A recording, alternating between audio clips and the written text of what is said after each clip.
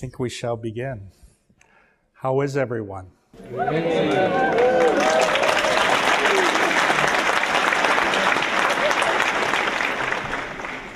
This is really an extraordinary experience. As many of you know, I'm the founder and director of CCARE, the Center for Compassion and Altruism Research and Education. In addition to research into the neural elements of what compassion is, if you will, and how it manifests itself physiologically, one of the other aspects of our mission, actually, and a very selfish one for me, is I get to invite people who I think are fascinating people and who by their actions exemplify, if you will, the highest ideals of what is at our core, which is compassion. And every time one of these individuals speaks, I believe that so many people are affected because while we can talk about all the science in the world, until it manifests itself as compassion and action, it has little meaning whatsoever. So today, it is my honor to be here with Amma and her translator. Maybe you can introduce yourself as well. I'm Priya. I'm actually a doctor, but I have had the fortune to travel with Amma since I was quite young. So I have the honor today to be here as Amma's translator with the help of Amma's other senior disciples. I hope I can do justice to it with them. So one of the things that I think many people are interested in is your background. You were telling me now you're 30 years old.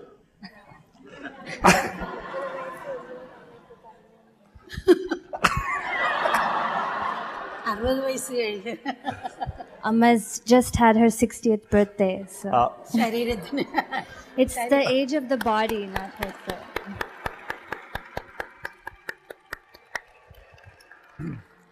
But perhaps, as I say when I interview people, everyone has a backstory or a background which manifests oftentimes their actions as an adult. Maybe you can tell us about growing up and how this love of people began. അമ്മ ചെറുപ്പത്തിൽ ഒരു 7 വയസ്സ് 8 വയസ്സ് അന്ന് ഗ്രാമത്തിലുള്ള കുട്ടികളെല്ലാം കൊച്ചിൽ തന്നെ ജോലി ചെയ്യും. അപ്പോൾ 7 വയസ്സ് 8 വയസ്സുള്ളപ്പം അടുത്തടുത്ത് വീടുകളാണ്. കുടിയെടുപ്പം അന്ന് ചെറിയ അടുത്തടുത്ത് ഒരു 10-100 മടൽ ഓല വെച്ച് കെട്ടി ആൾക്കാർ താമസിക്കും മറ്റുള്ളവരുടെ വസ്തുവിൽ. അപ്പോൾ 60 വീടുകളിലാകുമ്പോൾ ചീനത്തിലെയും കാടി എടുക്കാൻ പോകും. പശുക്കൾ ആടുള്ളതുണ്ട്. അപ്പോൾ ചില വീട്ടിൽ ചെല്ലുമ്പോൾ അതിൽ 90% ആൾക്കാരും ബീച്ചിൽ പോയി ജീവിക്കുന്ന ആൾക്കാർ. അപ്പം ചില വീട്ടിൽ ചെല്ലുമ്പോൾ അന്നവർക്ക് നല്ല പൈസ കിട്ടി, ബീച്ചിൽ പോയിട്ട് ജോലി പൈസ ഇട്ട് ഭക്ഷണം കഴിച്ചൊരു സന്തോഷമായിട്ട് കഴിയുന്നു. ചില വീട്ടിൽ ചെല്ലുമ്പോൾ ഉച്ച തിരിഞ്ഞൊരു ചിലപ്പോൾ 4 മണിക്കാണ് ചെല്ലുന്നെങ്കിൽ ഒന്നും കഴിക്കാതെ 10-11 മക്കളുള്ള കാലഘട്ടം മടി കിടന്ന് കരയുക വിശന്നിട്ട്. അപ്പം ഇങ്ങനെ പല വീടുകളിൽ ഇങ്ങനെ 60 വീട്ടിലും ഇങ്ങനെ പല വീട്ടിലിങ്ങനെ കണ്ടപ്പോൾ പിന്നെ വിഷമം തോന്നി. അവരുടെ കഷ്ടപ്പാട് ചിലർക്ക് ഉയർച്ച ഒന്നുമില്ല. ഈശ്വരൻ്റെ സൃഷ്ടി എന്താണ്? പ്രകൃതിയുടെ തന്നെ ദേഷ്യം വന്നു. സോ അപ്പോൾ പിന്നെ ഈ ജനിച്ച ജീവിതം നൊന്ത് മരിക്കണമെന്ന് തോന്നി, തീകുട്ടി മരിക്കണമെന്ന് തോന്നി. അങ്ങനെ ചിന്തിച്ചുകൊണ്ടിരിക്കവേ അങ്ങനെ ചിന്തിക്കുമ്പം പെട്ടെന്ന് എന്തുകൊണ്ട് ഇവർ കഷ്ടപ്പെടും ചോദിച്ചപ്പോൾ അവരുടെ കർമ്മത്തിൻ്റെ ഫലമാണ്. അപ്പോൾ കർമ്മഫലമാണ് അവർ ഒരാൾ ആശ്രദ്ധയായിട്ട് ഓടി മറിഞ്ഞു വീണു. അത് നോക്കി നിൽക്കുന്നതാണോ നമ്മുടെ ധർമ്മം? അതവരോ കർമ്മം അനുഭവിച്ച് അവൾ കിടക്കുന്നതാണോ? അപ്പോൾ നിൻ്റെ ധർമ്മമാണ് അത് പൊക്കി ഉയർത്തിയെടുക്കുന്നതെന്നൊരു ഉൾവിളിയാണോ പുറത്തുനിന്ന് കേട്ട് അകത്ത് കേട്ട് അറിയില്ല, എൻ്റെ തോന്നലാണ്. അതിനുശേഷം അമ്മ ഇങ്ങനെയായി. So Amma, she says that she remembers when she was around 7 to 8 years old. She lived in a small fishing village in the southernmost part of India. So she used to go every day to around, it was a small village and houses were very near each other. They were all made with palm leaves. So basically she would go to around 60 houses in a day to collect like vegetable peels, or tapioca root peels for the cattle that they had at their house. So when she would go to all these different houses, she would see that most of them, around 90% of them, were fishermen. So they would go out to sea, they would come back, and that whatever they caught, that was what they would have that day. So some of the houses she noticed, every day they had enough food on their table, they were happy, they had excess in the village sense. And in other houses, even though they worked equally hard, their fathers or the main earning member of the family just couldn't bring back enough to feed their own children. And there was so much suffering in some houses, and right next to them, the other family would be okay. So when she saw this kind of a disparity in the same tiny little village that she was from, she was almost angry at nature. Why should there be this kind of a difference? And sometimes this anger and this sadness, sorrow for them was so extreme that she wanted to die painfully, as though to take on all that suffering. So one day when she was suffering with that sorrow, suddenly there was a call from within. When she asked the question, why is there so much suffering? A call came, it's the result of their past actions. And then she thought, well, if a person falls into a ditch, it's my responsibility to pull them out, right? So if these people are meant to suffer because of their previous actions, isn't it my duty to also help them? So that feeling, that compassion just overwhelmed her, and she started what she's doing now. When she felt that deep compassion for those who were suffering, did that in some ways release her to give love to everyone? മറ്റുള്ളവർ നമ്മുടെ അടുത്ത് ദുഃഖങ്ങൾ വന്ന് പറയുമ്പം അവരെ ആശ്വസിപ്പിച്ച്, പിന്നെ അതൊരു പ്രചോദനമായിരുന്നു. അത് വന്ന് പറയുമ്പം അവരെ ആശ്വസിപ്പിക്കാനും, അവർ കരയുമ്പോൾ ആശ്വസിപ്പിക്കുക, പിന്നെ മടിയിലിട്ട് ആശ്വസിച്ച്, പിന്നെ അങ്ങനെ ഓരോരുത്തരെ അങ്ങനെയായി അമ്മ ആശ്വസിപ്പിച്ചുകൊണ്ടുപോയി. Amma is saying that somebody would come and cry to Amma. Whatever their problem they were facing at that moment, they would come and cry, and it just spontaneously, Amma would put them on her lap, and she gave them a hug, and they felt a lot of relief from that. And it started as one person. When they felt relief, then the next person came. She did the same thing with them, and it became one after the next, and that's how she started embracing people. Would you say that this opportunity is available to every one of us?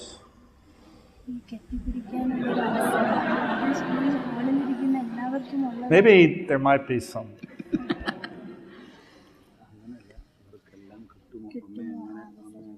തീർച്ചയായിട്ടും കിട്ടും.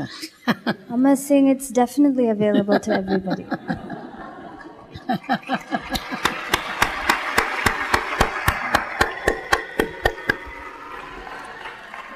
What happens, I think, sometimes, though, is people see suffering and they feel overwhelmed and that they cannot do anything. But I always say each of us has within our power to make one person's life every day a better life. തീർച്ചയായും എല്ലാവരുടെയും ഉള്ളിലായ ശക്തിയുണ്ട്. പക്ഷെ നമ്മൾ ബാറ്ററിയാണ് എന്ന് ചിന്തിക്കുന്നതുകൊണ്ടാണ്. തനിക്ക് ശക്തി ഇല്ലാന്ന് ചിന്തിക്കുന്നതാണ് ഏറ്റവും വലിയ പാപം. സത്യത്തിൽ അവരുടെ ആത്മവിശ്വാസം അവരുണ്ടാക്കണം. ഒരു ഫിൽറ്റർ പോലാണ്, അത് ബൂസ്റ്റർ റോക്കറ്റ് പോലാണ്. തന്നെ ഉയരങ്ങളിലേക്ക് കൊണ്ടുപോകാൻ മുന്നോട്ട് പോകാനുള്ള ശക്തി തരും. കഴിഞ്ഞ ഒരു ക്യാൻസലായ ചെക്കാണ്. അപ്പം അതുകൊണ്ട് ആ ഒരു ആത്മവിശ്വാസം എടുത്ത് പോവുകയാണെങ്കിൽ തീർച്ചയായിട്ടും നമുക്ക് മുന്നോട്ട് പോകാനും പറ്റും, ചെയ്യാനും പറ്റും. ഞാൻ ബാറ്ററി എന്ന് വിചാരിച്ചാൽ പറ്റത്തില്ല, കാരണമുള്ള കണക്ഷനാണെന്ന് വയ്ക്കാം. ഞാൻ ശരീരമല്ല ആത്മാവാണ്, ഞാൻ വിശ്വജനത്തിൻ്റെ ഒരു ഭാഗം തന്നെയാണ്.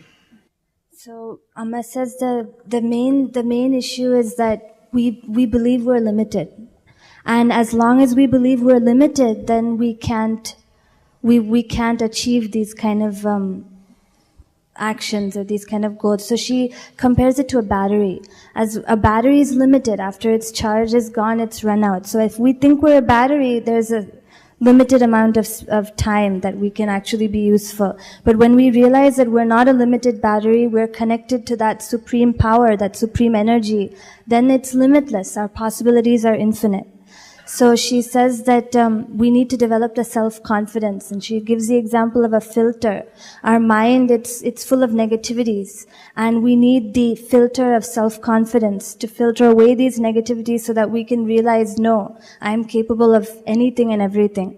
She says that self-confidence, it's like a booster rocket. It'll help us to break out of the booster rocket helps us to break out of the Earth's gravity field and go to heights. So self-confidence, with that we can achieve anything. Everything is in our reach.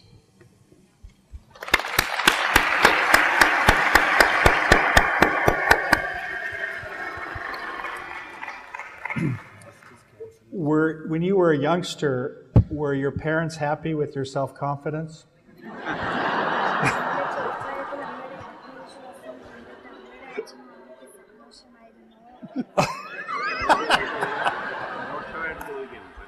അല്ലല്ല അച്ഛനും അമ്മയ്ക്കും ദുഃഖമായിരുന്നു കാരണം Actually, Amma's mother and father were sad about it. Initially, they were very upset. കാരണം സ്ത്രീകൾക്കൊരു നിയമം വെച്ചിട്ടുണ്ട്, അതിനുപരിയായിട്ട് എൻ്റെ പോക്കായിരുന്നു. Especially in the village areas in India at that time, there were a lot of rules and restrictions for women. So the fact that Amma did something like embrace everybody was something far out of those restrictions. സ്ത്രീ നടന്നാൽ ഓടാൻ പാടില്ല. Women were not allowed to run.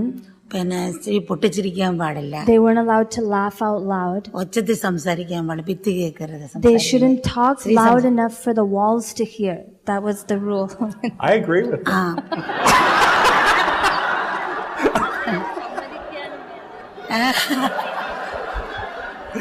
പുരുഷനെ കൊണ്ട് പാത്രം കഴിക്കരുത്, അവർ കഴിയ പാത്രം. No man would ever be allowed to wash dishes. അവരുടെ വസ്ത്രം കഴുകി കൊടുക്കണം. They wouldn't wash their own clothes. The women have to wash all the clothes. അവരുടെ മുമ്പിൽ ചൂല് പിടിച്ച് നിൽക്കരുത്. You cannot stand in front of a man with a broom. You have to. അവർ വന്ന് എഴുന്നേറ്റ് നിൽക്കണം. അതിന്റെ ഇളയാളാണ് തലയ്ക്ക് മുകളിൽ നടന്നത്. As soon as a man walks in, the woman has to stand up. തലയ്ക്ക് മുകളിൽ നടന്നാൽ, ഇളയാണെങ്കിൽ തലയ്ക്ക് മുകളിൽ നടന്നാൽ, ഇളയ സഹോദരനാണെങ്കിലും നീളം കൂടുതൽ വെച്ചാൽ എഴുന്നേറ്റിരിക്കണം. Especially if they're taller, if the woman is taller than the. അല്ലല്ല. We're getting all the details here. The sister should stand up in those. I want to hear this one. ഇളയ ആങ്ങളെയാണെങ്കിലും എന്നേക്കാൾ നിങ്ങൾ എടുപ്പ്, എന്നേക്കാൾ 6 അടിയാണ് ഇളയ ആണുങ്ങളെ ഉണ്ടെങ്കിൽ എഴുന്നേറ്റ്. No, I'm saying even if it's a younger brother. It's just because he's taller, she has to stand up for him the minute she walks into the room. You know, we joke about these things, or I'm joking about this, but you know, the reality, though, that it is the woman throughout most of the world that actually is the one who keeps the family together, and in many cases is the caregiver and the provider. And it is wonderful, though, that we are seeing a change where people, especially women, can change roles. And obviously, she's an example of that.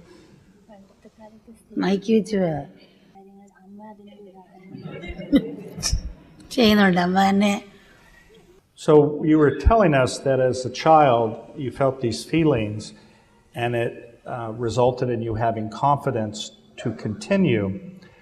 And I think oftentimes many of us growing up actually are influenced by our parents to do certain actions.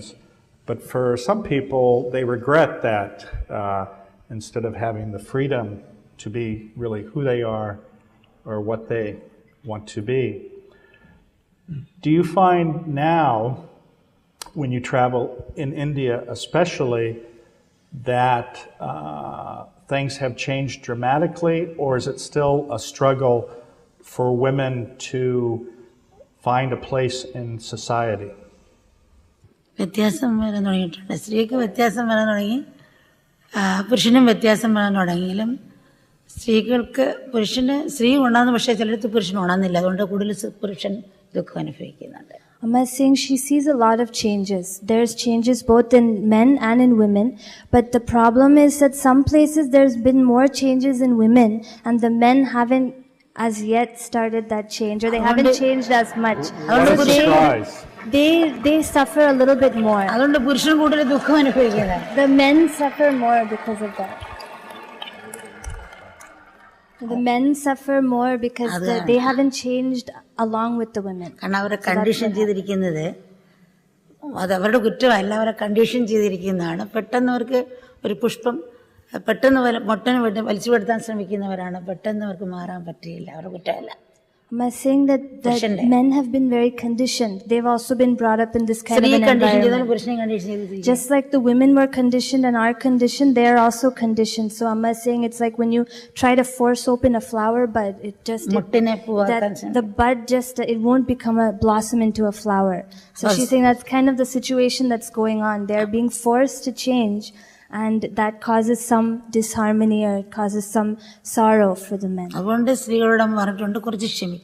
That's why Amma often says, the women should try to be a little forgiving and patient, because it may take some time for them to change. What do you women think about that?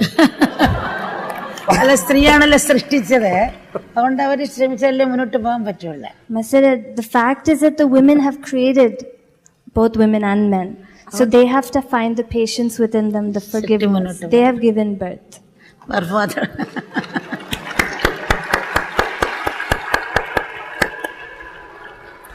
So as you got older and you were finding that you were having devotees who were seeking out your wisdom, did your parents change their view, or did they not understand? Their attitude has completely changed, definitely. ആദ്യം ഭയമായിരുന്നു. കാരണം ഏതൊരു കാര്യത്തിൽ എന്ത് ദുഃഖം കാണുമ്പോഴും അതിൽ സ്ത്രീ പുരുഷൻ ചിന്തിക്കാതെ ഞാനത് മുന്നിട്ട് പോയി ചെയ്യുക. അപ്പോൾ അവർക്ക് വിഷം വരുന്ന ആൾക്കാരെന്തോ പറയും. Initially it was a fear for them, because Amma would see suffering, or she would see something that she thought was wrong, and she wouldn't think, is this something that a woman should do or a man should do? She would just go and try to help that person, and that would obviously cause fear for her parents. അമ്മയെ സംബന്ധിച്ചോളം കാരണമാണ് ജീവിതത്തിന്റെ പരമപ്രധാനമായ ഘടകം. For Amma, compassion is the most important factor in life. ആദ്യച്ചുകൊണ്ട് ഭയമില്ല, നിർഭയത്തോടെ മുന്നോട്ട് നീങ്ങിയാൽ മറ്റെല്ലാം സ്വഭാവമേ വന്നു ചേരും. Amma says compassion is the first step. So if we can take that step courageously without fear, then everything else will follow spontaneously. കാരണമുണ്ടെങ്കിൽ നമുക്ക് തീരുമാനം എടുക്കാനും തുടർന്നുള്ള കർമ്മത്തിനും ഫലത്തിനും സ്വഭാവമായ ശക്തിയും സൗന്ദര്യം ഉണ്ടാകും. When we have compassion, then all the decisions we make and the actions and their results that follow will have a special beauty, spontaneity and a power to it.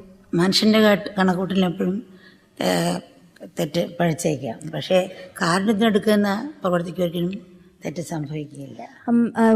Any man's calculations can always, or human's calculations can always be wrong, but decisions taken from compassion or actions that are compassionate, they can never be wrong. കാരുണ്യമാണ് കാരണം, യഥാർത്ഥത്തിൽ കാരുണ്യമാണ്. Amma is saying it's because compassion is actually a law of nature. പിന്നെ സാധാരണ പറയുന്നത് അതുകൊണ്ട് അമ്മ ആ കാരുണ്യത്തിനാണ് പ്രാധാന്യം. And it's because of this power of compassion that Amma says it's the most important factor. Yeah, Amma is saying that actually when we give up the individual mind, the thought that I am as an individual doing an action, and we tune our minds to the universal mind, that's what's happening in compassion, then we cannot do anything wrong, because it's actually not us that's acting, it's the universal power. So it's compassion that gives us that ability to tune into that universal energy, and that's the power of compassion.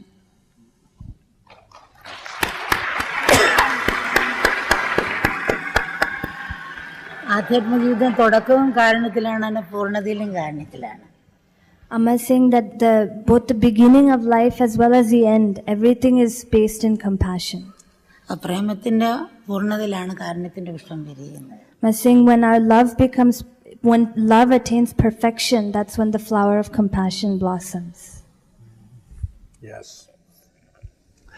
One of the challenges, though, that we see throughout the world is that there is this tendency to want to be part of a tribe or a group, but as soon as that happens, it separates you. Do you have any thoughts how individuals overcome that and embrace all of humanity as one with love? നമുക്കറിയാം, ആയുധശക്തിയിൽ നമ്മൾ പരീക്ഷിച്ചു, ബുദ്ധിശക്തിയിൽ പരീക്ഷിച്ചു, അതുപോലെ തന്നെ സാമ്പത്തിക ശക്തിയിൽ പരീക്ഷിച്ചു, രാഷ്ട്രീയ ശക്തിയിൽ പരീക്ഷിച്ചു. അപ്പോൾ ഇതിനൊക്കെ ഉപരിയായിട്ട് ഇനി നമുക്കൊരു പരീക്ഷണം ചെയ്യേണ്ട സ്നേഹത്തിൻ്റെ ശക്തിയിലാണ്, അല്ലെങ്കിൽ കാരുണ്യത്തിൻ്റെ ശക്തിയിലാണ്. അതാണ് ഇനിയൊരു വിപ്ലവം കൊണ്ടുവരേണ്ടത്. അപ്പം അത് കൊണ്ടുവന്നാൽ ആ സ്നേഹം ഉണ്ടെങ്കിൽ ഒരു രാഷ്ട്രത്തെ ലോകത്ത് തന്നെ ആകാശത്തോളം ഉയർത്താനും, ആ സ്നേഹമില്ലെങ്കിൽ ഒരു വ്യക്തിക്ക് പാതാളത്തോളം താഴ്ത്താനും സാധിക്കും. ഒരു വ്യക്തിക്ക് സ്നേഹമുണ്ട്. അപ്പോൾ ആ സ്നേഹത്തെയാണ് കൊണ്ടുവന്നാൽ തീർച്ചയായിട്ടും ഈ ലോകത്തിന് നമുക്ക് ഒരു പുഷ്പം, ലോകം ഒരു പുഷ്പം പോലെ ആയിത്തീരാൻ സാധിക്കും. So Amma says there's many kind of powers in the world. There's military power, there's power of written word, there's intellectual power. So there's if you look at all these powers and go through history, it's kind of been tried and failed. So Amma is saying the greatest power, greater than all of them, is the power of love. And this power, Amma believes if we use this power, we can actually make the entire world into one flower. Like bring that kind of unity to the entire world. So it's through love. She believes that's the key. പക്ഷേ ഇത്രയും പരീക്ഷ നോക്കിയിട്ട് നമുക്ക് ശാന്തി ഉണ്ടായിരുന്നു.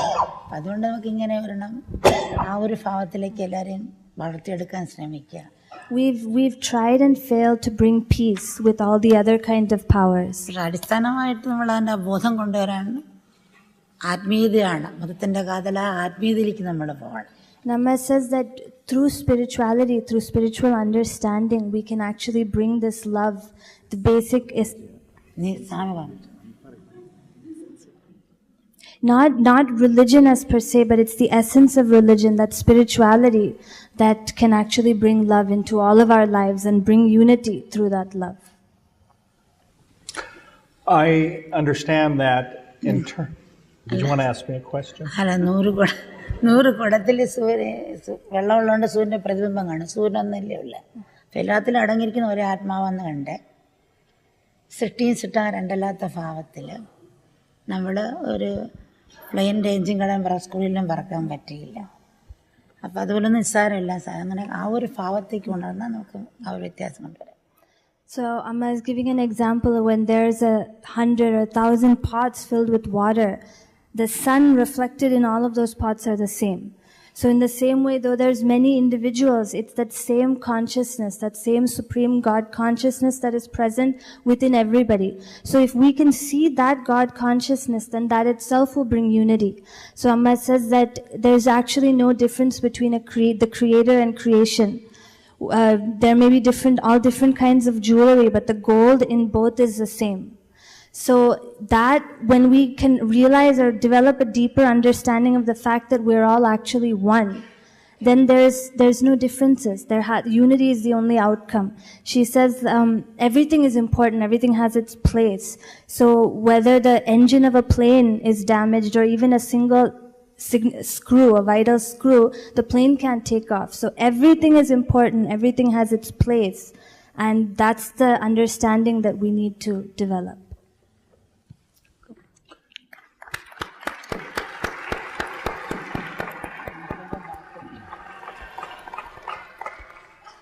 You emphasize from your devotees service to others, and this seems to be a very important part of many spiritual practices, and maybe you can tell us why this is so important for individuals to give service to others. കാരണം നമുക്ക് സാധാരണ മൃഗങ്ങളും ജീവിക്കുന്നുണ്ട്, പുഴുവും കുട്ടികളെ സൃഷ്ടിച്ച് മരിക്കുന്നതാണ്. അപ്പുറം ഒരു മനുഷ്യൻ എന്ത് ചെയ്യുന്നു? കുട്ടികളെ സൃഷ്ടിച്ച് മരിക്കുന്നത്. അപ്പം നമുക്ക് മനുഷ്യന്മം, മറ്റുള്ളതിനുപരി ഒരു മനുഷ്യന്മം കിട്ടുമ്പം അത് പങ്കുവെക്കില്ലെങ്കിൽ ജീവിതം നിലനിൽക്കുകയില്ല. അപ്പം നമുക്ക് പങ്കുവെക്കലിലാണ് ജീവിതത്തിന് ലോകത്ത് നിലനിൽപ്പെന്നുള്ളത്. അപ്പം അമ്മ സ്കൂളിൽ പഠിക്കുന്ന കാലത്ത് 3 കിലോമീറ്ററിനുള്ളിൽ ഒരു 5 കിലോമീറ്ററുള്ളിൽ ഒരു അപ്പുറത്തുനിന്നും ഇപ്പുറത്തുനിന്നും 3 കിലോമീറ്ററാണ് നടുക്കൊരു സ്കൂളേ ഉള്ളു. അപ്പോൾ സ്കൂളിൽ ഒരു ഡിവിഷനിൽ 60 കുട്ടികളൊക്കെ വയ്ക്കും. അതിലൊരു 15 കുട്ടികൾ 20 കുട്ടികൾ ഭക്ഷണം കൊണ്ടുവരും. 20 കുട്ടികൾ ബാക്കി 40 കുട്ടികൾ ഭക്ഷണം കൊണ്ടുവരില്ല. പക്ഷെ അതിൽ 20 കുട്ടികൾ അടുത്തുള്ള ക്ലാസ്സിലേക്ക് അടുത്തുള്ള വീടുകളിൽ പോയി ഭക്ഷണം കഴിക്കും. മറ്റുള്ള പാവപ്പെട്ട കുട്ടികൾ ചോറ് കൊണ്ടുവരികയില്ല. അപ്പോൾ അവർ വിശന്ന് അവിടെ തന്നെ ഇരിക്കും, മറ്റൊരു പോയി കഴിക്കും. അപ്പോൾ ഇത് കണ്ടപ്പോൾ എനിക്ക് വിഷമം തോന്നി. അമ്മ കൊണ്ടുപോയി ചോറ് മറ്റേ ഒരു കുട്ടിയെ വിളിച്ച് അമ്മ കൊടുത്ത് ഞാൻ കഴിച്ചു. അപ്പോൾ ഇത് കണ്ട് മറ്റുള്ള കുട്ടികളെ അനുകരിച്ച് അവർ കൊടുത്ത് അങ്ങനെ കഴിച്ചു. അപ്പോൾ പിന്നെ ഞാൻ കൊണ്ടുവരാത്തപ്പോൾ എൻ്റെ 2 വീട്ടിനപ്പുറത്തുള്ള കുട്ടികാരുണ്ട്, അവരെന്നെ വിളിച്ച്. അങ്ങനെ അടുത്ത ക്ലാസ്സിൽ 4ാം ക്ലാസ്സിൽ അതേപോലെ സംഭവിച്ചു. അപ്പോൾ സത്യത്തിൽ ജീവിക്കാൻ നമുക്ക് ഭക്ഷണം വേണം, പക്ഷേ ആവശ്യത്തിന് മതിയല്ല. അപ്പോൾ പങ്കുവെക്കലാണ് തൃപ്തിയെന്ന് ഞാൻ കണ്ട്. അതാണ് എൻ്റെ ജീവിതത്തിലെ കൂടുതലും. So Amma gives the example of a worm. The worm eats, it sleeps, it procreates, and it finally dies. So we have an elevated birth of a human birth. Are we actually doing anything other than the worm? Are we eat, we sleep, we make a living, and then we die finally. So what Amma is saying is it's actually in sharing. പ്രകൃതി വികൃതി സംസ്കൃതി. പ്രകൃതി തനിക്ക് കിട്ടുന്ന കഴിച്ച് പോകുന്നത്, വികൃതി തനിക്ക് കിട്ടുന്ന മറ്റൊരു പിടിച്ചു വയ്ക്കാം, സംസ്കൃതി തനിക്ക് കിട്ടുന്ന മറ്റൊരു പങ്കുവെച്ച് ചെയ്യും. അപ്പോൾ ആ സംസ്കൃതിക്ക് ഉയരേണ്ടത്. അപ്പോൾ ചെറുപ്പത്തിൽ ഈ ഒരു ഭാവമാണ് തോന്നി. അങ്ങനെ ഓരോ സ്റ്റെപ്പുള്ള ആ ഒരു ഭാവത്തിലേക്ക്. So Amma is saying it's in sharing that we can actually maintain the balance or harmony of nature. So there's 3 kinds of people. The first kind of person, what they get, they eat.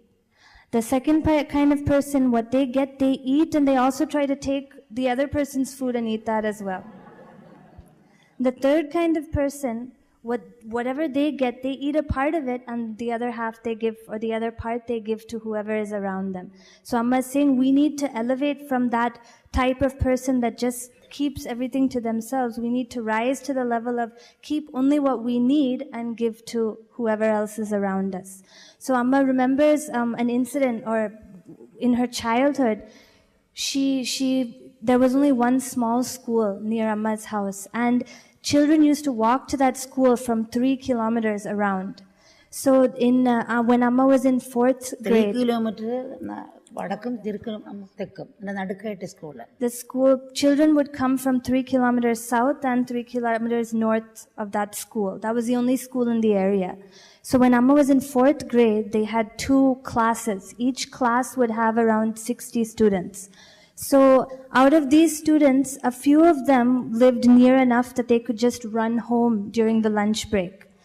But a few of them also, their parents would pack a lunchbox like we would think all children would have. But there was a large number of students that they were from such poor families that they wouldn't even have a lunchbox to eat. They'd have nothing. So once Amma saw the student, the girl sitting next to her had absolutely nothing. So she gave half of her food to that girl. And seeing Amma do that, the other child sitting next to that one gave half of her food to the person sitting next to her. And a few days later, when Amma had come without any food, the person sitting next to Amma thought, okay, I'm also going to give half of my food to Amma. And what happened is, over some time, everybody started giving their food to the next person. And even though there were 60 plus, so 120 students in 4th grade, nobody actually went hungry.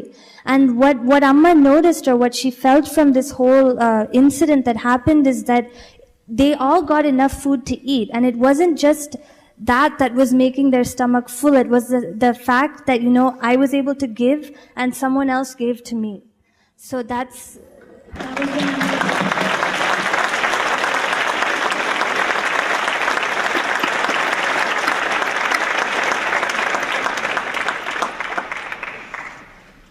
in the United States especially, we are seeing this ever increasing separation between the wealthy and the poor. And we don't see them giving up. Within probably 10 miles of here, there's one of the largest concentrations of wealth. And while some give proportionate to their amount of wealth, they actually give very little, and in fact, some not at all. What comments do you have about that, or do you see a solution to that? How do you educate these individuals who frankly need nothing from us to open their heart to share? കാരണം നമ്മുടെ ആവശ്യമുണ്ട്. സാധാരണ നമ്മൾ സ്കൂളിൽ ഇപ്പോൾ നമ്മുടെ university ക്യാമ്പസിൽ 5 ക്യാമ്പസുണ്ട്. അതിലൊരു ക്യാമ്പസിലെ കുഞ്ഞുങ്ങൾ വന്നപ്പോൾ അവർ എനിക്ക് യൂണിഫോം ഞങ്ങൾക്ക് താല്പര്യം ഇഷ്ടമുള്ള ധരിക്കാൻ അനുവാദം തരണമെന്ന് പറഞ്ഞു. അപ്പം എന്ന് വെച്ചാൽ വിദ്യാഭ്യാസം എന്തെന്നാ പറഞ്ഞാൽ സംസ്കാരത്തിനൂടി വേണ്ടിയല്ല.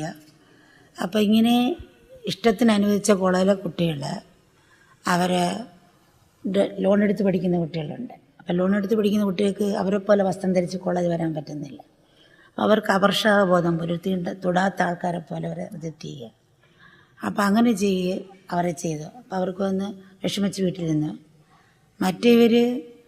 വേറുള്ളവർ ഇവരെ പോലെ പിടിച്ചു നിൽക്കാൻ വേണ്ടി ലഹരി കൊണ്ടുവന്ന് വിറ്റ് മറ്റവരും കൊടുത്ത് അവർ നശിച്ചു, ഇവർ നശിച്ചു വിറ്റുകൊണ്ട് അങ്ങനെ ചെയ്തു. മൂന്നാമത്തെ ആളും ചിലവർ മോട്ടിക്കാൻ പോയി വാർത്ത തട്ടിപ്പിടിച്ച് മാല മോട്ടിച്ച് ആളെ വിളിവയ്ക്കാൻ തപ്പിപ്പിടിച്ച് മൂക്കും കൂടെ തപ്പിപ്പിടിച്ച്. അപ്പോൾ കൊലക്കുറ്റ ജയിലിൽ കിടക്കുന്നുണ്ട്. ഈ സംഭവങ്ങൾ അമ്മ നേരിട്ട് കാണുകയും കേൾക്കാനും ഇടയായിട്ടുണ്ട്. ഇതാ കുഞ്ഞുങ്ങളോട് പറഞ്ഞു. അപ്പോൾ പറഞ്ഞു, നിങ്ങൾക്ക് ഇങ്ങനെയുള്ളൊരു തലമുറയെ സൃഷ്ടിക്കണോ അതോ ഇഷ്ടമുള്ള ധരിക്കണോ ചോദിച്ചു. കുട്ടികളാണെങ്കിൽ യൂണിഫോം മതി. അപ്പോൾ ഏകത്വ ബോധമാണ് മറ്റുള്ള സ്നേഹത്തോടെ ആവർത്തി സ്വീകരിക്കാനും ഉള്ള മാർഗം. അപ്പോൾ നമ്മൾ ഏകത്വം മറ്റു കഷ്ടങ്ങൾ പരിഗണിക്കാനുള്ള അപ്പം നമ്മളത് മനസ്സിലാക്കി ആവശ്യം ആഡംബരം വേർതിരിച്ചറിയാൻ സാധിക്കും. 3 തരത്തിലുള്ള ആരോഗ്യം വേണം നമുക്ക്. ശാരീരികമായിട്ടുള്ള ആരോഗ്യം, മാനസികമായിട്ട് ആരോഗ്യം, പിന്നെ വിദ്യയുടെ ആരോഗ്യം. എടുത്ത് പറഞ്ഞാൽ മതി പറഞ്ഞു. So actually Amma is remembering an incident that happened in one of her... ആഡംബരം പറയും 10 ലക്ഷത്തിനെ വാച്ചിട്ടെല്ലാം സമയം അറിയാം, $100 വാച്ചിട്ടെല്ലാം സമയം അറിയാം. നമുക്ക് കാര്യം അറിഞ്ഞാൽ ആ ഒരു ഭവനം ഇവർക്ക് കിട്ടിയ ഒരു വലിയ ഒരു ഗുണയും താഴ്ചയായിട്ട് വരികയാണ്. അപ്പോൾ അവർ ഇങ്ങനെ പൊയ്ക്കഴിഞ്ഞാൽ തീർച്ചയായിട്ടും ഇതുപോലുള്ള സംഭവങ്ങളുണ്ടാകും. അവർക്ക് പ്രതികാരവും ദേഷ്യവും വന്ന് കൊല, കൊള്ള, മോഷണം, വലിയൊരു വിപ്ലവം തന്നെ, ഇങ്ങനെയുള്ള നാശങ്ങളായിരിക്കും ഉണ്ടാകാൻ പോകുന്നത്. So Amma remembers an incident that happened in one of the college campuses in India. We have 5 college campuses. So in Bangalore, in the engineering college, a group of students had come to Amma when she was visiting that city, and they said, listen, we don't want to wear uniforms anymore. We want to just wear our regular clothes. So Amma spoke to them, and she basically said that, what's the point of education? The actual reason for education is to inculcate good values into the coming generations. So then Amma posed a question to them. She said that, there's so many students here that come from really poor backgrounds. So if you all start to wear regular clothes, it's going to create a divide. There's going to be some that can wear the most fancy, the most trendy clothes, and then there's some that will have hardly anything. So Amma gave examples to them about some children who couldn't afford good clothes. They actually took to trying to make money a quick way. They started to sell drugs. They started using drugs in that process, and their whole lives were ruined as a result of that. Other children would go to their families and they would tell their parents, we can't continue studying unless you give us good clothes. And their parents, desperate to somehow help them fit in, would even sell their houses, would sell all their property, everything to just put them through school in a decent way. And there was even one boy that had, he tried to steal. What he did is he tried to steal a gold chain off of a woman, and he closed her mouth and nose to prevent her from screaming, and she suffocated. And he was taken to jail.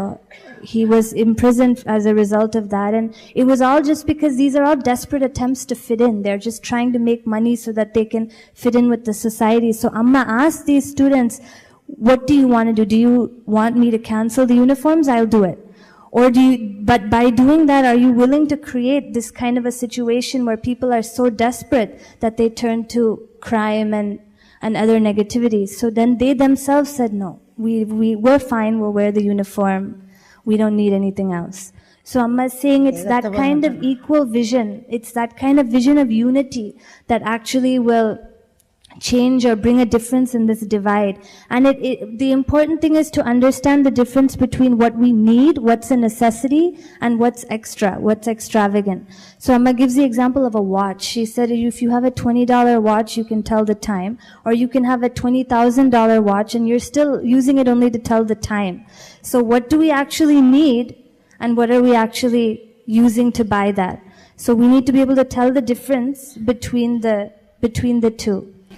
കുട്ടികളെ change ആയി, പക്ഷേ നമ്മൾ മൂന്നിടത്തുള്ള ആരോഗ്യമുണ്ട്. അപ്പോൾ ആത്മീയം മനസ്സിലാക്കുമ്പോൾ നമുക്ക് ഈ ഒരു വ്യത്യാസം കൊണ്ടുവരാം. പക്ഷെ ഇവരിങ്ങനെ ഈ പോക്ക് പോയാൽ ഈ ഭീകരവാദങ്ങൾ നമ്മൾ രണ്ടിടത്തുള്ള ഉണ്ടാകും. അപ്പോൾ ആദ്യം മനസ്സിലാക്കിയാൽ ആ സ്നേഹവും വരും, മറ്റുള്ളവരെ സഹായിക്കാനും തോന്നും. സ്നേഹത്തിന് ദാരിദ്ര്യമുണ്ട്, പിന്നെ സ്നേഹത്തിൻ്റെ ദാരിദ്ര്യമുണ്ട്, പട്ടിണിൻ്റെ ദാരിദ്ര്യമുണ്ട്. അപ്പോൾ ഈ ഒരു രീതി നമ്മൾ ആദ്യം മനസ്സിലാക്കിയ മൂന്നിടത്തുള്ള ആരോഗ്യത പറഞ്ഞുകൊണ്ട്. So Amma says that there's 3 factors that are required to succeed in anything in life. We need health, we need wealth, and we need knowledge. So if you look at the case of health, we need two kinds of health. We need both physical as well as mental health. Without mental health, it doesn't matter how healthy we are physically, we can't give happiness, we can't give solace to anyone around us. Then even if you take the case of wealth, you need material wealth, but you also need internal wealth, or that's the wealth of spirituality. So she says even if you sleep in a golden palace, if you don't have mental peace, no matter how much external comfort you have, you're not going to be able to sleep. You can have an air-conditioned room, but unless your mind is air-conditioned, you're not going to find any peace. And then the last is knowledge. So Amma says that there's 2 kinds of knowledge. There's an education for living and there's an education for life. So an education for living, we study engineering, medicine, whatever we need to study in order to make money, to live and to feed our family and to be comfortable. Then you have education for life, and that education for life is spirituality. It actually teaches us how to maintain peace, how to maintain happiness in the midst of all kinds of adverse situations that we might have to face in life. So that's the importance of spirituality. And she says that, when we run a business, we have to manage so many different people. So if you have 500 people, you're managing actually 500 minds. But in order to manage these 500 minds, first we should be able to manage our own minds. Only then we can manage everyone else's mind.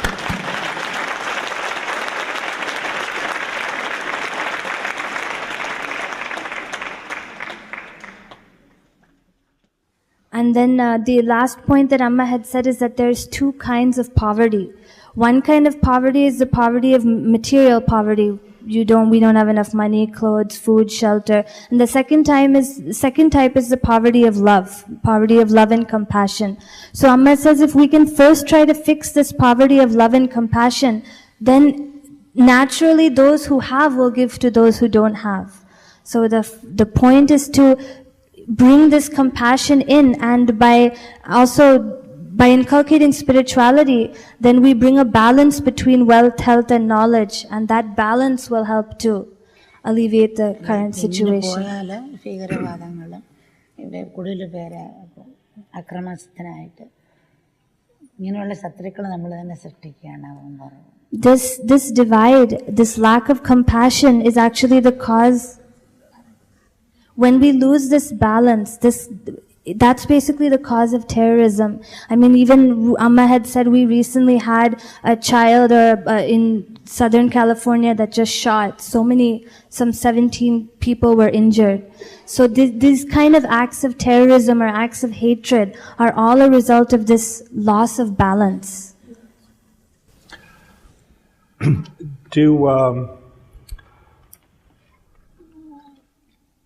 Some people need a guru or someone to help them, and others seem to perhaps already be attuned And then it seems as though there are people who just keep going from place to place, trying to find something, but they never seem to find it. Do you have any advice for those people? Not that there are any in this room. എല്ലാവരും എന്തായാലും അവർ ഉണരണം. ഇപ്പം ലാഭം എവിടെ പോയാലും അവരുണരണം എന്നുള്ളതാണ്. എവിടെ ഇരിക്കുന്നു എവിടെ പോകുന്നു എന്നല്ല. ലാബിൽ അറ്റൻഡ് എത്ര വർഷം ജോലി ചെയ്താലും സയൻറ്റിസ്റ്റ് അറ്റൻഡ് എത്ര വർഷം ജോലി സയൻറ്റിസ്റ്റ് ആകില്ല. അപ്പം പ്രത്യേക പഠിപ്പും പരിശ്രമം ആവശ്യമാണ്. അതുപോലെ നമ്മൾ ശക്തി ഉണ്ടെങ്കിലും അത് തുടർന്ന് പ്രകടിപ്പിക്കാനുള്ള പഠിപ്പും പരിശ്രമം ഇല്ലെങ്കിൽ നമുക്കത് അനുഭവിക്കാൻ പറ്റിയില്ല. അപ്പോൾ ഒരു മുട്ട പുറത്തുനിന്നല്ല പൊട്ടിച്ചാൽ അത് നശിക്കത്തുള്ളൂ. അകത്തുനിന്ന് വിരിഞ്ഞ് പൊട്ടുമ്പോഴാണ് അത് പുതിയ ശക്തി ഉണ്ടാകുന്നത്. അപ്പോൾ ഗുരു എന്ന് പറയാം, അനുഭവമാണ് ഗുരു. പക്ഷെ അനുഭവിച്ച ആളാണ് വരുമ്പോൾ പറയുന്നത് കേൾക്കുമ്പോൾ ഈ നമ്മൾ പ്രാക്ടിക്കൽ വെച്ചിട്ട് അങ്ങനെയാണല്ലോ. അപ്പോൾ അതുപോലെ ഒരു സാമീപ്യം വിത്തിന് യോജിച്ച കാലാവസ്ഥ പോലാണ് ഗുരു. അപ്പോൾ ആ തടസ്സങ്ങൾ നമുക്ക് മാറ്റാനൊരു മാർഗദീപമാണ്. പക്ഷെ അവനിരിക്കുന്ന ശക്തി തന്നെയാണ് ഉണർത്തിക്കൊണ്ടുവരുന്നത്. പിന്നെ അവർക്ക് ഇഷ്ടമുണ്ട്, ഫ്രീഡം ഉണ്ട് എവിടെ പോകാൻ. അതുകൊണ്ട് അവരെവിടെ പോകണ്ടെന്ന് പറയില്ല. വേണ്ടെങ്കിൽ വേണ്ട, വേണമെങ്കിൽ വേണം. അത് അവരുടെ ഫുൾ ഫ്രീഡം കൊടുത്തു.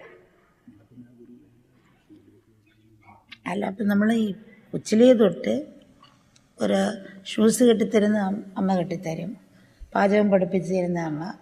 സ്വയം പഠിക്കാം, പക്ഷെ എന്നാലും അങ്ങനെ ഓരോന്നും മറ്റുള്ളവരിൽ നിന്നും പഠിച്ച് നമ്മൾ പോകുന്നത്. അപ്പോൾ ഇപ്പോൾ നമ്മളിപ്പോൾ കിടന്ന് ഇപ്പോൾ എയർ കണ്ടീഷൻ മുറിയിൽ ഫോൺ ചെയ്ത ആൾ വരും.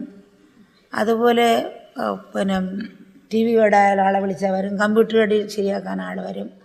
അതുപോലെ മനസ്സിൻ്റെ കണക്ഷൻ ഉണ്ടല്ലോ, അതിന് ഒരാൾ വേണമെന്ന് ചിലപ്പോൾ തോന്നും, ചിലപ്പോൾ വേണ്ടി വരും.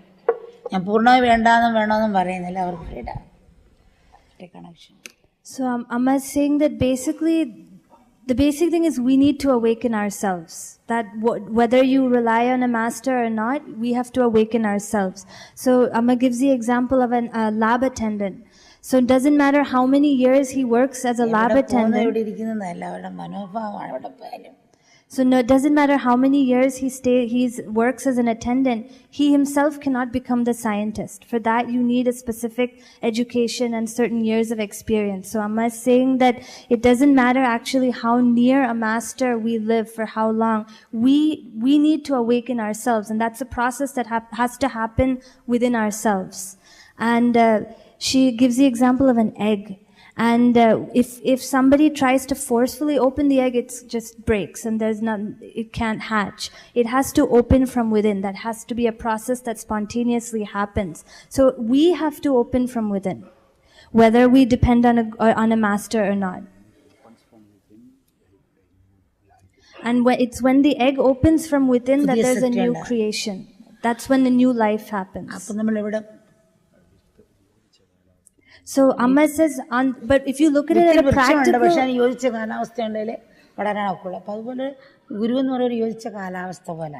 So if you look at it in a practical sense, on the other hand, for example, a seed, it needs the proper environment in order to sprout. So the master is like it helps to give that environment so that the seed can sprout on its own. So that is the practical aspect of having a master. And Amma says, when we're a child, we learn to tie our shoelaces not on our own. We learn to tie it because our mother teaches us how. Our mother teaches us how to wear clothes. We learn how to read and write. So every single thing is actually taught by somebody. We learn from somebody who knows. Even let's say our TV breaks down, we have to call somebody to come and repair it. If something is wrong with our internet connection, somebody has to come. So for so many external things, we depend on somebody to... So just like we need someone to come and help us with our day-to-day lives, TVs, internet, etc., the guru or a master helps us to fix the internal connections in our mind. So that... It's appropriate for Silicon Valley.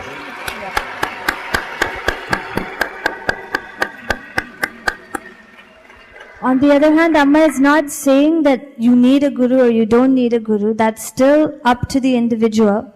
It depends. Different people will be different. അനുഭവമാണ് ഗുരു അനുഭവിച്ച് സ്വീകരിക്കുന്ന പോലാണ്. Actually experience is our teacher. Experience is the greatest teacher. So if we can learn from experience, it's great. But a master is someone who has experienced it. തന്നെ ഗുരു വിശ്വനുണ്ട്, പക്ഷെ ഇഷ്ടമുള്ള സ്വീകരിക്കുക. Amma is saying whatever people, it's individual preference. So the fact is God exists within each of us. The Guru exists, Master is there within each of us. So if we can tune into that. പക്ഷെ ചില practical ഒരാളുടെ അടുത്ത് ശീലിക്കുന്ന പോലെ ചില കാര്യങ്ങൾ, ഇപ്പോൾ ധ്യാനത്തിനൊക്കെ ആണെങ്കിൽ അത് ഒരാടുത്ത് ഗൈഡ് ചെയ്യുന്നതന്നെ. അല്ലെങ്കിൽ തുടക്കത്തിലൊരു വണ്ടി സ്പീഡിൽ ഓടിച്ചാൽ അത് ഇതാകും. അപ്പോൾ അത്ര സ്പീഡിൽ അല്ലെങ്കിൽ ഹൈ സ്പീഡ് ഓടിക്കാൻ പാടില്ല. അപ്പോൾ നമ്മൾ ടോണിക്കാണെങ്കിൽ 2 സ്പൂൺ കഴിക്കുന്നത് കുപ്പിയോട് പിടിച്ച അപകടമാണ്. അപ്പോൾ ഒരു നിയമമുണ്ട് ധ്യാനിക്കുന്നതിനൊക്കെ, അപ്പോൾ അത് മനസ്സിലാക്കി ചെയ്യണം. But the more practical side of it is that, for example, when we are trying to learn meditation, we usually need someone to guide us to actually say, what are the steps? How do you actually dive deep within? Amma gives the example of when you learn to drive.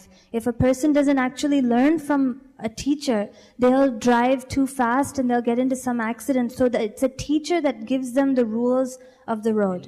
And then Amma also talks about medicine. When we're given a medicine by a doctor, they say you can only have 2 spoons of the tonic or the medicine.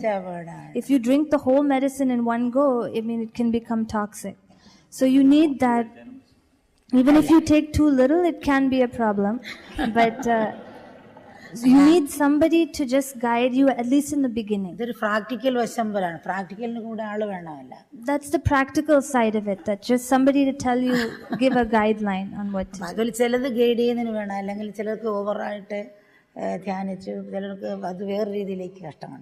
Some people, when they try themselves, they do excessive hours of meditation, and they don't have the exact concept of how it should be started gradually, and then they face some difficulties.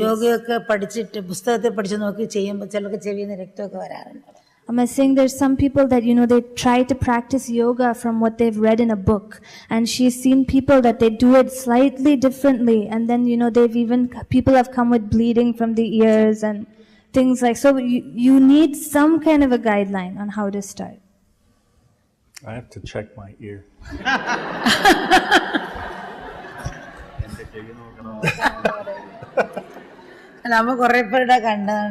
Amma has just seen so many different people have come to Amma explaining, what difficulties they've faced. So, for those who are here, and are there any insights that you might share that might allow some of individuals to perhaps open their heart easier and see how compassion translates into love and makes their life whole or better? That's a simple question, isn't it? മറ്റെല്ലാ തീരുമാനം പോലെ കാരണി ഒരു തീരുമാനമെന്ന് വയ്ക്കണം. മറ്റെല്ലാ തീരുമാനം സന്തോഷം ഒരു തീരുമാനം എന്ന് വയ്ക്കുന്ന പോലെ തിരക്കുക. എന്തും വരട്ടെ. അപ്പം എന്തും വരട്ടെ, എന്തെങ്കിലും ചെയ്യും ഒരു ദിവസം. എന്തെങ്കിലും ഒരു കാര്യം, ഒരു നല്ല വാക്ക് പറയുക, അല്ലെങ്കിൽ ഒരു നല്ല പുഞ്ചിരി കൊടുക്കുക, അല്ലെങ്കിൽ ഒരു സഹായിക്കുക. ആ ഒരു നിശ്ചയദാർഢ്യം എടുക്കണം. ഇന്ന് എന്തെങ്കിലും ചെയ്യണം, ആ ഒരു നിശ്ചയദാർഢ്യം എടുക്കുന്നതല്ല. പിന്നെ അതുപോലെ തന്നെ നമ്മൾ സാധാരണ പറയുന്നത്, നമ്മുടെ കണ്ണ് തെറ്റിരെ വെല്ലെ ആശ്വസിപ്പിക്കും, വെല്ലെ നമ്മൾ മുറിച്ച് കളയില്ല, വെല്ലെ ആശ്വസിപ്പിക്കും, കയ്യെ ആശ്വസിപ്പിക്കും. കാരണം ഇത് രണ്ടും നമ്മുടെ തന്നെ ഭാഗമെന്ന് വെച്ചാണ്. അതുപോലെ മറ്റുള്ള ദുഃഖം കാണുമ്പം ആ ദുഃഖശാന്തിക്ക് വേണ്ടി നമ്മൾ സ്വഭാവമായിട്ട് ഉണർന്നതാണ് കാരുണ്യം. അപ്പോൾ നമ്മളുള്ള അഹങ്കാരം അല്പം ചെറുതായിട്ട് മാറുകയാണ്. ചെറുതായിട്ട് അലിഞ്ഞലിഞ്ഞ് നമ്മളില്ലാതാണ്. നമ്മളെ ഹൃദയത്തിൽ അനുകമ്പയുടെ തരംഗങ്ങൾ അപ്പോൾ ഹൃദയത്തിൽ നിറയുന്നു. അങ്ങനെ ചെറിയ അഹങ്കാരങ്ങളില്ല, ഹൃദയം വിശാലമാകാണ്. അപ്പം സാധാരണ നമുക്ക് നമ്മോട് തന്നെയുള്ള ഒരു ഭാവം മറ്റുള്ളവർ പകരുന്നതാണ് കാരുണ്യം. അപ്പം നമ്മളെന്തെങ്കിലും തെറ്റ് ചെയ്താൽ ഒരിക്കലും നമ്മളോട് ശിക്ഷിക്കുകയില്ല. കാരണം എന്തെങ്കിലും രീതി ന്യായീകരിക്കാൻ തോന്നും, ഏതെങ്കിലും സ്വയം പുകഴ്ത്തിക്കൊണ്ടിരിക്കും. ആ ഒരു ഭാവം മറ്റുള്ളവരോട് കാണിക്കുന്നതാണ് സത്യത്തിൽ കാരുണ്യം. അപ്പം ആദ്യം നമ്മളത് ചെയ്യേണ്ട ഇങ്ങനെ ഒരു നിശ്ചയദാർഢ്യം എടുക്കുക. ഏതെങ്കിലും കാരണം ഇന്നത്തെ ലോകത്തിൽ ഈ ഒരു രണ്ട് രീതിയിൽ തന്നെ പോവുക, രണ്ട് ധ്രുവം പോലെ പോവുകയാണ്. പാവപ്പെട്ടവരും പണക്കാരും ഇങ്ങനെ പോയിക്കഴിഞ്ഞാൽ ഈ മറ്റുള്ള പ്രകൃതി എല്ലാം കലുഷമാണ്. പക്ഷെ അപ്പോൾ ആ ഒരു മാറ്റം കൊണ്ടുവരാൻ ഒരു നിശ്ചയദാർഢ്യം എടുക്കുക. ഇപ്പം അമ്മ തന്നെ തേനീച്ച 3 കിലോമീറ്ററിനുള്ളിൽ മരിച്ചു ചുറ്റളവ് പോകുമെന്ന് പറയും. അപ്പോൾ ഇപ്പോൾ തേനീച്ച മരിച്ചു പോകുന്നു. കാരണം അത് കഴിക്കുന്ന ആ പുഷ്പത്തിൽ തന്നെ വിഷവളം അടിക്കുന്നുണ്ട്. അപ്പോൾ അതിൻ്റെ ഇതും പിന്നെ മറ്റുള്ള കാരണം അത് മരിച്ചു പോകുന്നു പറഞ്ഞപ്പോൾ ധാരാളം പറഞ്ഞ് ഞാൻ യൂറോപ്പിൽ ചെന്നതിനുള്ളിൽ തേനെനിക്ക് കൊണ്ടുവന്നു. കാരണം അത് നെറ്റിൽ കിടന്നപ്പോൾ ഓരോരുത്തർ അതുപോലെ ചെയ്ത് ഓരോരുത്തർ കൂടെ വെച്ച് ഈച്ചയെ വളർത്തി തേൻ കൊണ്ടുവന്നു. പിന്നെ പച്ചക്കറിയുടെ പറ്റി പ്രകൃതിയെ സംരക്ഷിക്കണം. കാരണം 25 വർഷം കൊണ്ട് 40% പ്രതിയെ ചൂഷണം ചെയ്തു. നമ്മൾ വൃക്ഷങ്ങൾ നട്ട് വളർത്തണം. അപ്പോൾ അതുപോലെ പറഞ്ഞപ്പോൾ എല്ലാ വീടുകളിലും വൃക്ഷങ്ങൾ വയ്ക്കാൻ തുടങ്ങി.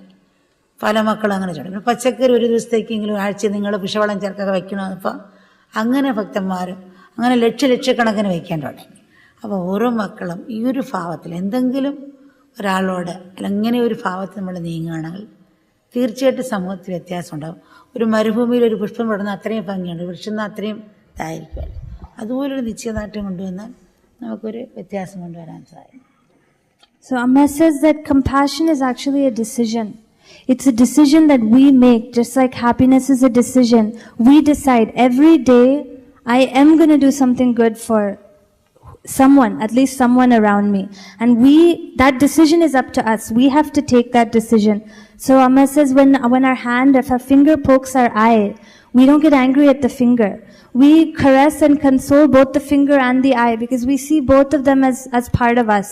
So that attitude of everything is part of me, I am part of everything else, that will help us to make that decision more, to make a stronger decision that I will help others. So Amma says that when the vibrations of compassion or empathy fill within, it overflows as compassion, it overflows as good deeds to everyone around us. When we see others, the greatest form of love is love the way we love ourselves. So if we can love others the way we love ourselves, then compassion is something that just comes spontaneously. Amma says when we make a mistake, we never punish ourselves. We always try to justify our mistakes and somehow make ourselves feel less guilty when we make a mistake. So that when we see others as ourselves, then nothing they do, we don't see what their mistakes as wrong either. And that helps us also to feel compassion towards them. So then, Amma is saying, എല്ലാവരും ശ്രേഷ്ഠരാണ്. കാരണം meeting അല്ല, meet ചെയ്യുന്നൊരു ഭാവത്തേക്ക് ഹൃദയം തന്നെ ആ ഒരു ഭാവത്തേക്കാണ് എന്തെങ്കിലും ഒരു മാതൃക മറ്റുള്ള അറിയാതെ നമ്മൾ എവിടെയെങ്കിലും ഇരുന്നൊക്കെ അനുകരിക്കുന്നുണ്ട്. Amma is saying that we should all try to become role models, because whether we realize it or not, someone else somewhere is looking up to us for inspiration. So when we meet, it shouldn't just be a physical meeting, but it'll become a meeting of hearts, and that's what will really help to open people up. And Amma gives an example of something practical that has happened to her. She says that there's a lot of problems in nature. There's so much disharmony. There's so much agitation in nature. And Amma had noticed that there were a lot of bees dying. And it was something that was put up, that she had mentioned, that because of pesticides, because of cell phones is what they say, another reason might be, but bees were dying. And when other people heard that Amma had mentioned this, people started to bring in Paris, a large number of people brought honey. It spread via the internet, and so many devotees started growing bees, or they started having bee farms, and they would bring the honey to Amma during darshan. So it was just a small thing, but it affected so many people. It influenced them positively. And then she had mentioned in one of her talks that, in the past 25 years, humanity has destroyed over 45% of nature. I mean, it's a huge amount. So people on their own, they started doing organic gardening. People started planting trees. So many schools, they started having programs where once a week children would go out and plant trees. So it's a small thing, but each thing helps to awaken that compassion, and it's a chain reaction. It starts to go from one person to the next, and finally it ends up being a huge difference. You can make a huge impact. And Amma also says that a lot of the times compassion starts by a very small action. It doesn't have to be a huge thing. Even when you turn around and smile at somebody, you just look at them with a little compassion. That itself can go a huge way. You say a single kind word to someone, and that can affect them. They say a kind word to the next person, and it goes on, the chain of compassion. You know, it's interesting because Okay. It's interesting because we see so many people from the East coming to the West, and in the West we have an epidemic of isolation, depression, and loneliness. Yet we look at the East, and that's where some of the greatest wisdom and insights come from. And it seems so sad that so many people wish to be like us, yet we need to be like them.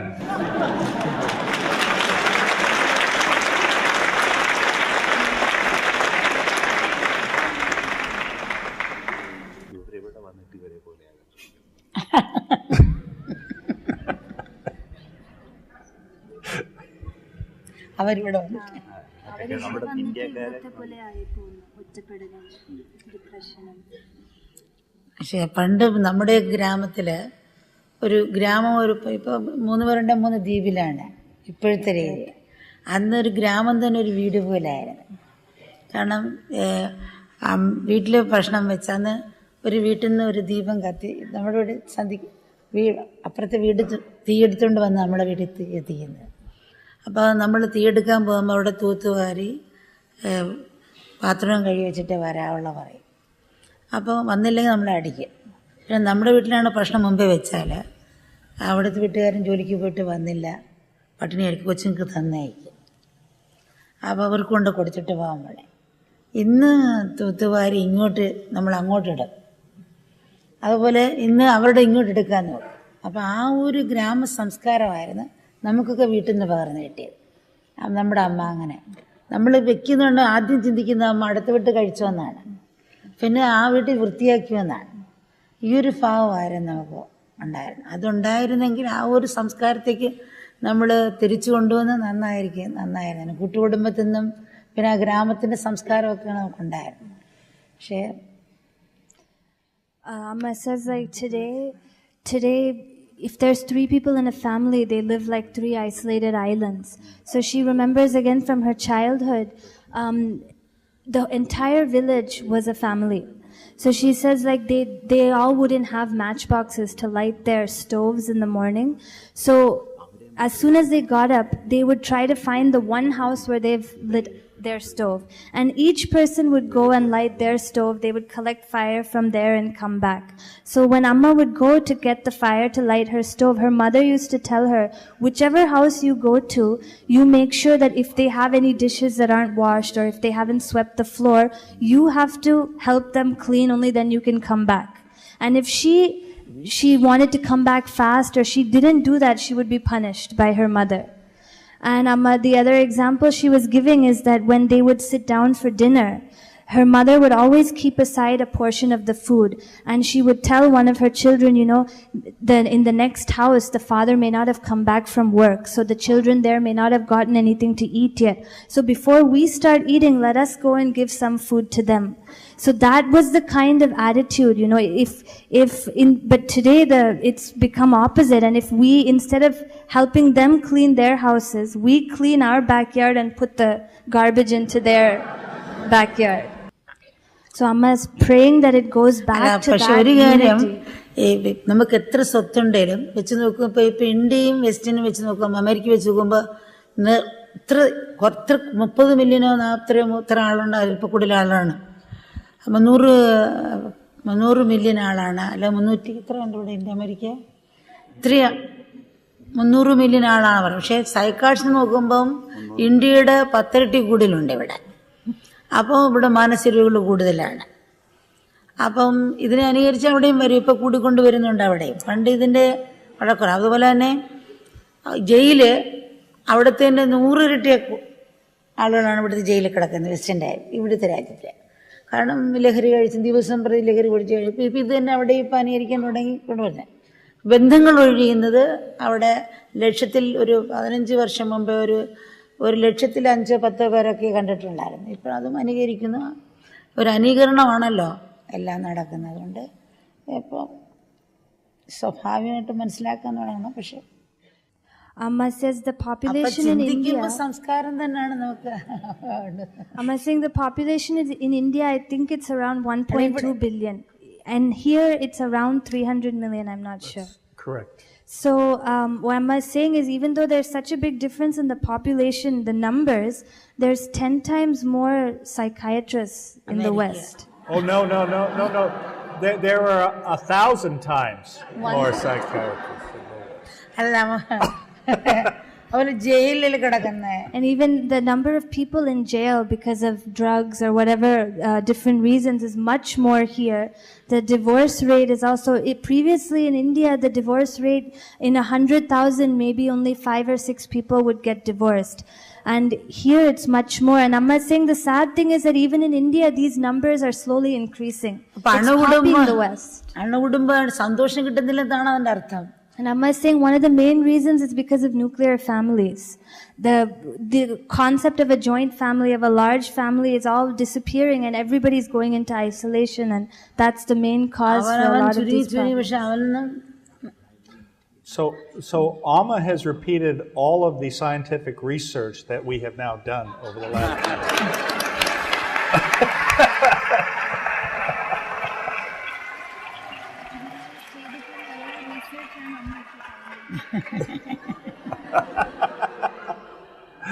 We didn't need to do it. We just needed to.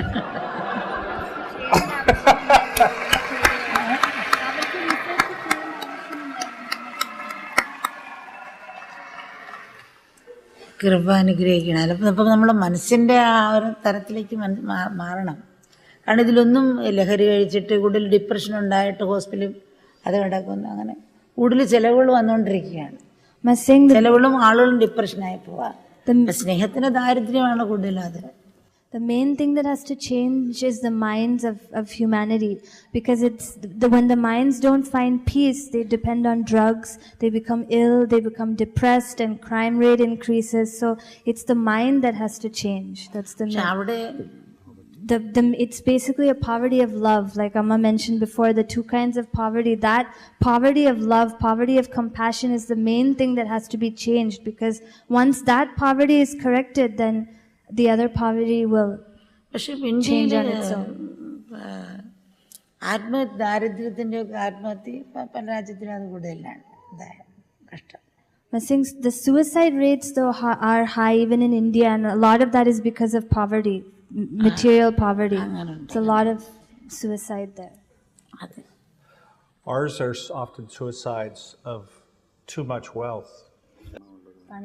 You have everything. അത് അവർക്ക് relax ചെയ്യാൻ പറ്റാത്തതാണ്. കൂടുതൽ ആണുങ്ങളാണ് ആത്മഹത്യ ചെയ്യുന്നത് ഇന്ത്യയിലൊക്കെ.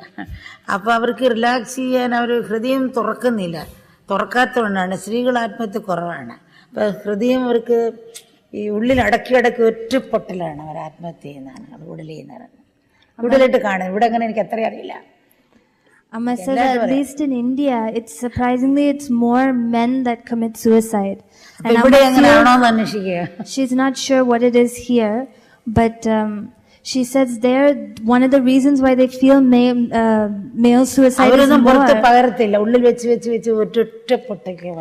They don't express their emotions, so they kind of suppress everything within, and finally it builds up and it just explodes, and in that impulse they commit suicide. Whereas women, there's a little bit more.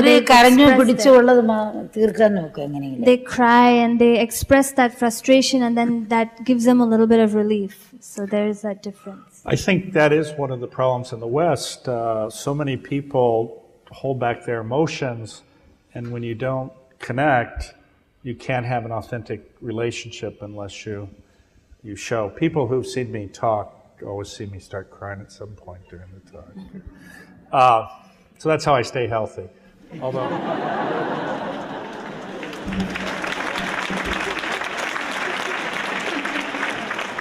Relax വേണമല്ല എന്തായാലും യാതൊരു relax ആണ് but it's only on stage. Relax ആണ് ദുർബലമല്ല. Am I saying that in fact crying, it's almost a form of relaxation? You take away all the burden or the mental strain through crying. So കരയണമെന്നല്ല, relax ആയിട്ട് എനിക്ക് തോന്നിയിട്ടുള്ളവർക്ക് അവരുടെ അനുഭവത്തിൽ. I'm not saying that we should all start crying right now. ചിലര് മക്കള് കരയുമ്പോ ഇവര് കരയുന്നില്ല, ഇവിടെ ഇങ്ങനെ ഇരുന്നാൽ കഷ്ടമായിരിക്കും, ഇവർക്ക് വല്ല ഡിപ്രഷൻ വരുമോ, ഒന്ന് കരഞ്ഞ് തീർത്തെങ്കിൽ മതിയായിരുന്നു പറയാറുണ്ട്. There's people that come to Amma and they say, we're not able to cry. മരിച്ചവ. That's one of the people they love, their friend or their spouse has died and they're not able to cry, and it's because of that they're not getting over it. They're just kind of sitting in shock without any almost as though they've had a stroke. There's no movement at all. So I'm saying that and they tell Amma if only they would cry, because then they would get it out of them, their system, that pent up frustration and sorrow would come out. So അത് ദൗർബല്യമെന്ന് എനിക്ക് തോന്നുന്നില്ല. പക്ഷെ അല്ലാത്തവർ നീങ്ങാം. തത്വം മനസ്സിലാക്കുന്നവർക്ക് ശരി ഇതൊക്കെ ഉണ്ടാകുന്നതാണെന്ന് വിചാരിച്ചിട്ട് ലക്ഷ്യം, അങ്ങനെയാണെ പ്രശ്നമില്ല. അല്ലാത്തവർ ഇത് ഒന്നും ദൗർബല്യമല്ല കരയുന്നത്.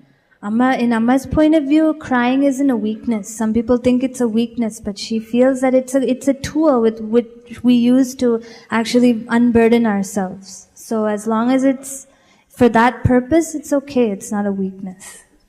Okay, then I can cry now.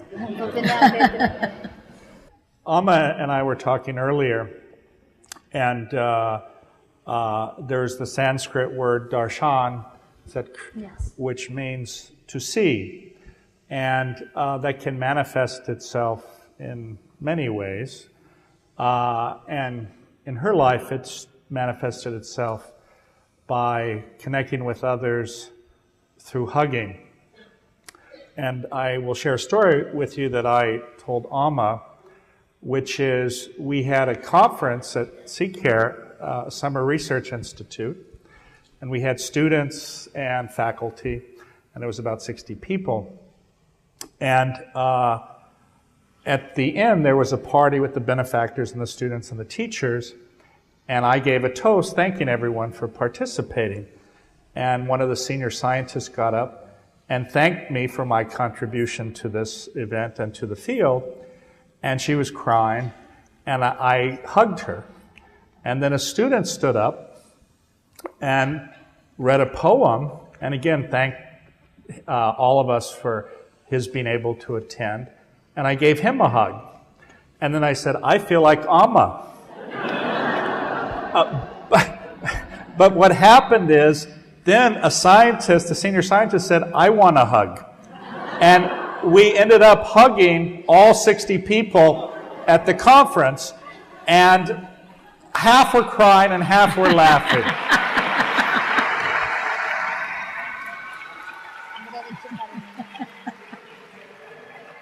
So, in my own little way, no, I'm not a mini Amma. I'm not saying that. Okay. എല്ലാവരും അമ്മയുണ്ട്, കുഞ്ഞുണ്ട്, അമ്മയുണ്ട്, കുഞ്ഞുഹൃദയമുണ്ട്, മദർത്തമുണ്ട്. Amma is saying the literal translation of the word Amma means mother. So Amma is saying there is an Amma within all of us. There's also a child within all of us. That motherhood is there inside each and every person. Exactly. So I think we're going to end at least our conversation, and I thank you so much for spending the time with us this evening. We're not going to have time for questions, but I believe we are going to have time for darshan, or hug.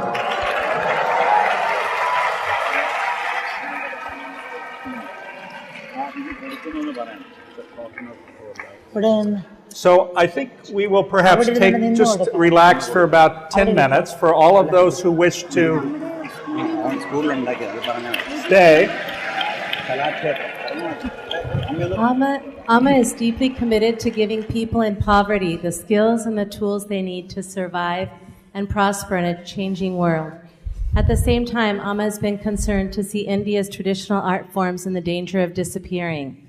One of Amma's many humanitarian institutions addresses both these concerns by helping people in poverty become skilled artisans in the traditional wood-carving trade. As a token of her appreciation for all the important work being done by Dr. James Doty and all of the staff at Stanford Center for Compassion and Altruism Research and Education, Amma would like to present Dr. Doty with a hand-carved statue of Ganesha from her wood-carving school. Ganesha represents auspiciousness and the removal of all obstacles. In that spirit, Amma prays that Dr. Doty's work continues and flourishes for many years to come.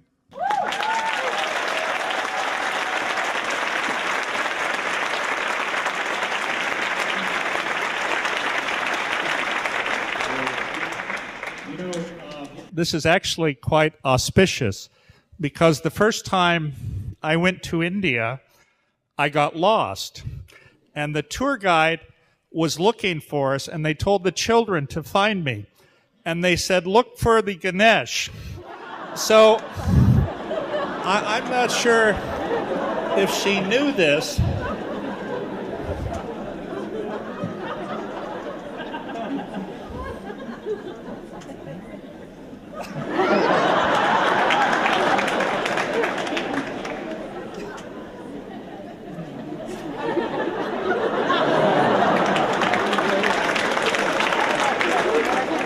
This concludes the formal part of the program.